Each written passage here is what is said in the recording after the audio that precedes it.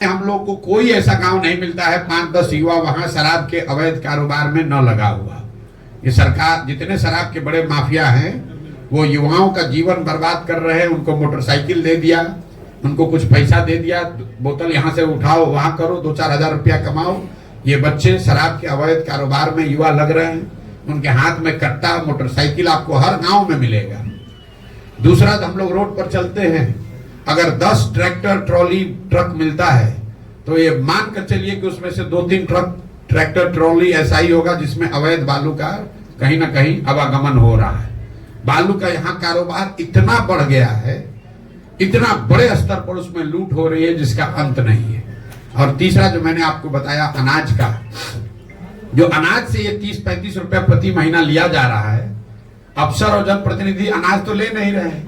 तो अनाज को पैसे में कन्वर्ट करना और फिर उसी अनाज को वापस उसी चैनल में भेजना, इसके लिए हर जिले में बाजाब्ता अनाज के माफिया हो गए जो करोड़ों रुपए में डील कर रहे हैं। हजारों टन अनाज को लेकर उससे पैसा कन्वर्ट करना, पैसे को अफसरों और जनप्रतिनिधियों तक पहुंचाना और फिर उसको उसी अनाज को वापस जनता के बीच में भेजना। तो ये 3 उद्योग है नीतीश कुमार ने जो व्यवस्था अभी बनाई है बिहार की। यही 3 उपाय है। अगर आपको रोजगार चाहिए तो या तो शराब का अवैध कारोबार कीजिए, बालू के अवैध खनन में शामिल हो जाइए, दोनों में काम नहीं चल रहा है तो अनाज वाला माफिया से जुड़ जाइए। कुल मिला जुलाकर जो हम लोग का अभी तक का अनुभव है कि बिहार में 2/3 से ज्यादा लोग, चाहे वो जदयू के समर्थक हैं, राजद के समर्थक हैं, भाजपा के वोटर हैं, 2/3 से ज्यादा लोग एक ही शब्द कह रहे हैं, बदलाव। उनको बदलाव चाहिए, परिवर्तन चाहिए। लोग त्रस्त हो चुके हैं। ये जरूरी नहीं है कि 2/3 से ज्यादा लोग जनसुराज को माने, लेकिन बिहार में बदलाव होना चाहिए। इसको लेकर करीब करीब पूरे समाज में एक तरह से यूनानिमिटी है। 2/3 से ज्यादा लोग विचारधारा, धर्म, वर्ग, जाति से ऊपर उठकर ये मानते हैं कि बिहार में बदलाव चाहिए, नई व्यवस्था चाहिए, नया विकल्प चाहिए। और 2 अक्टूबर को जनसुराज लोगों के साथ मिलकर बिहार के 1 करोड़ लोग, जो हम लोगों ने संकल्प लिया है, 1 करोड़ लोग मिलकर जो नया दल, नई व्यवस्था बना रहे हैं, ये हम लोगों का मानना है कि वो बिहार में नया विकल्प बनेगा, जनता का विकल्प बनेगा। और अगले 10 वर्ष में बिहार को देश के 10 अग्रणी राज्यों में शामिल करने के लिए सही लोग, एक सही प्रोग्राम, एक विजन और सही प्रयास करने के लिए एक जो शुरुआत की गई है, इसका फायदा आने वाले समय में बिहार के लोगों को मिलेगा। बहुत बहुत धन्यवाद। और आपका जो सवाल है वो आप कर लीजिए। पहले आप पॉलिटिकल पार्टीज के लिए स्ट्रेटजी बनाते थे, आपने बिहार की समस्याएं गिनाई, आपके मन में वो सारे सॉल्यूशंस भी होंगे जो शायद आप पॉलिटिकली इन्वॉल्व होने के बाद बिहार में जब आप शासन में आएंगे या फिर आपके विधायक जीतेंगे तो आप उस चीज को इम्प्लीमेंट करेंगे। भाई ऐसा है कि मैं ऐसे उन लोगों में से नहीं हूं जो मानता है कि सब कुछ हम ही को पता है। अगर हम ही को सब पता होता तो हमको गांव-गांव पैदल चलने की जरूरत क्या थी। आप में से कई लोगों को लग रहा है कि पहले जो मैं काम करता था और अब मैं जो काम कर रहा हूं इसमें फर्क है। मैं आपको बता रहा हूं दोनों में कोई फर्क नहीं है। फर्क बस इतना है कि पहले मैं दल और नेताओं को बताता था कि आप अपने दल का संगठन बेहतर कैसे बनाइए, किन मुद्दों पर चुनाव लड़िए, कौन से मुद्दे जनता के पास लेकर जाइए, किसको टिकट दीजिए, चुनाव का प्रबंधन कैसे कीजिए, प्रचार कैसे कीजिए, सोशल मीडिया कैसे चलाइए ताकि आप चुनाव जीतिएगा।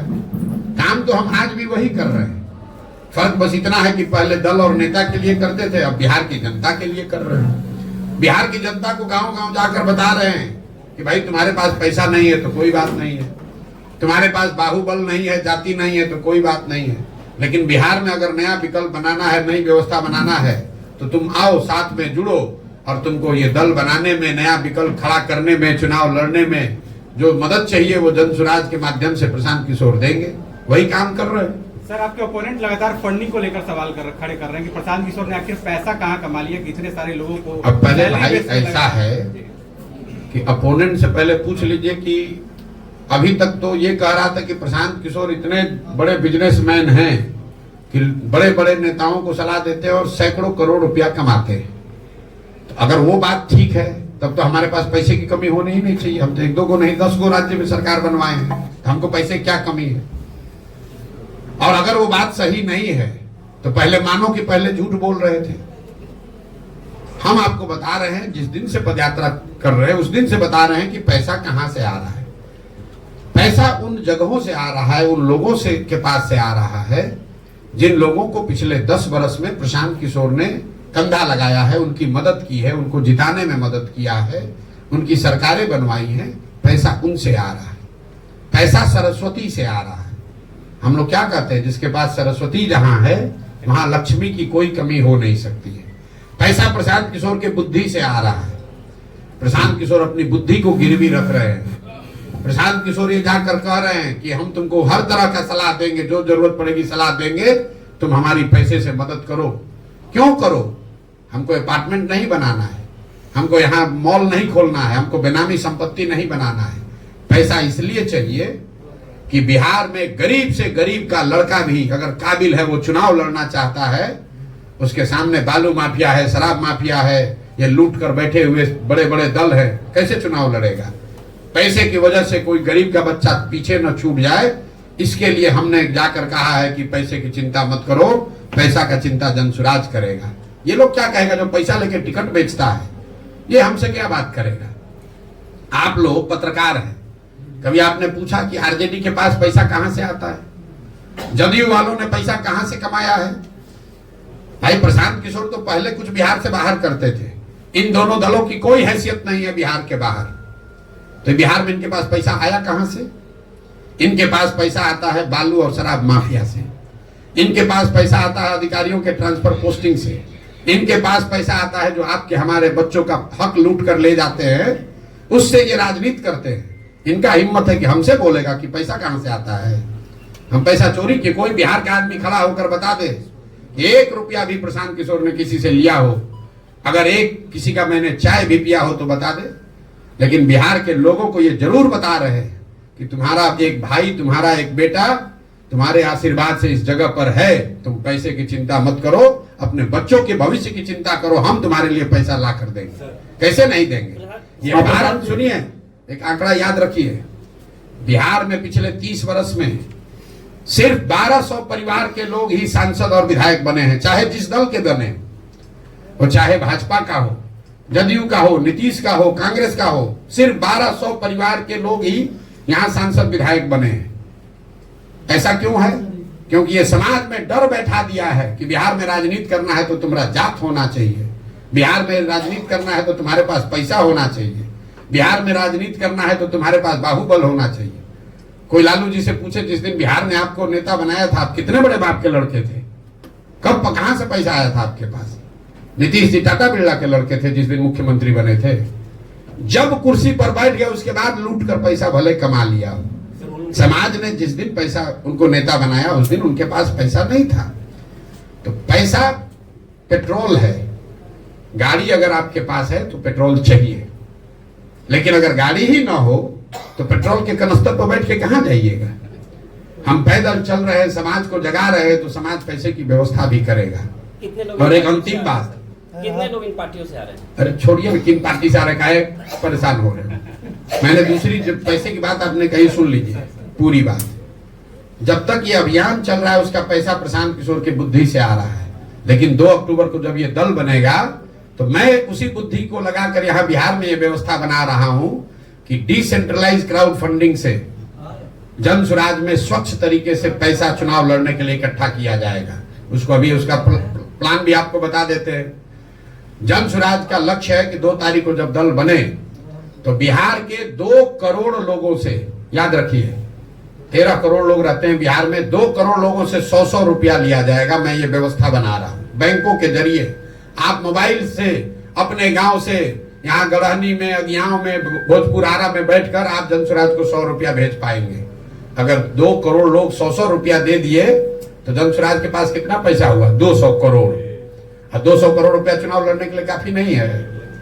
और 100 रुपया अगर आपको कोई ये विश्वास दिला दे कि 100 रुपया साल का देने से आपको राशन कार्ड के लिए 2000 रुपया नहीं देना पड़ेगा, 100 रुपया देने से बालू शराब माफिया खत्म हो जाएगा, 100 रुपया देने से आपको इंदिरा आवास में 30,000 रुपया नहीं देना पड़ेगा, आपके बच्चों के लिए पढ़ाई बेहतर हो सकती है, तो कौन आदमी 100 रुपया नहीं देगा? आप बताइए। वो व्यवस्था जन स्वराज बना रहा है। इन लोगों को क्या पता चलेगा? 2011 से पहले इनको पता था कि सोशल मीडिया भी कोनो चिड़िया का नाम है जिसका इस्तेमाल चुनाव में भी हो सकता है। इस देश में सोशल मीडिया के बड़े बड़े जो तीरंदाज आज बन रहे हैं, कैमरे पर आपको कह रहे हैं कि सोशल मीडिया का इस्तेमाल भी चुनाव में हो सकता है, राजनीति में हो सकता है। ये गुजरात और महाराष्ट्र के लोगों ने नहीं, इसी बिहार के लड़के ने सिखाया कि इसका भी इस्तेमाल हो सकता है।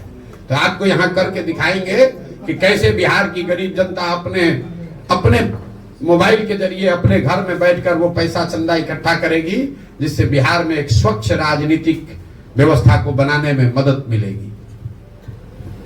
प्रशांत जी, एक मेरा सवाल है दैनिक भास्कर की तरफ से कि बिहार में राजनीतिक अपराधीकरण, राजनीतिक आर्थिकरण, परिवारवाद, जातीयकरण के बीच, हेलो आप पीछे हो, जब आपको देखे ही नहीं पा रहे तो कैसे आपका उत्तर दें? जी, मैं दैनिक भास्कर का ब्यूरो चीफ राकेश कुमार सिंह जी, और मैं आपसे ये जानना चाहता हूं कि बिहार में राजनीतिक अपराधीकरण, राजनीतिक आर्थिकरण, परिवारवाद, जातीयकरण और धार्मिकरण के बीच आप मुद्दों और मूल्यों की राजनीति को लेकर बिहार में जो आए हैं वह कितना सफल होगा, और यहाँ के लोगों के बीच जो परंपरागत राजनीति के माइंडसेट है और बिहार के लोगों को दिलों को कितना बदल पाएंगे, ये मैं जानना चाहता हूँ। भाई ये आकलन करने के लिए तो आप जैसे लोग बैठे हैं समाज में। हम तो शादी में घोड़े पर बैठा हुआ दूल्हा की तरह है, हम तो चल दिए हैं। आपको देखना है कि बारात को अच्छा लग रहा है कि नहीं और बारात में कितने लोग हैं। लेकिन पिछले 2 बरस से जो प्रयास हम लोग कर रहे हैं और जो लोग इससे जुड़ रहे हैं, अगर आपने जो बात बताई वही परंपरागत सोच, वही परंपरागत मूल्य, वही परंपरागत तरीकों का ही प्रभाव है, तो जन स्वराज में हजारों लोग जुड़ कौन रहे हैं, ये आप बताइए।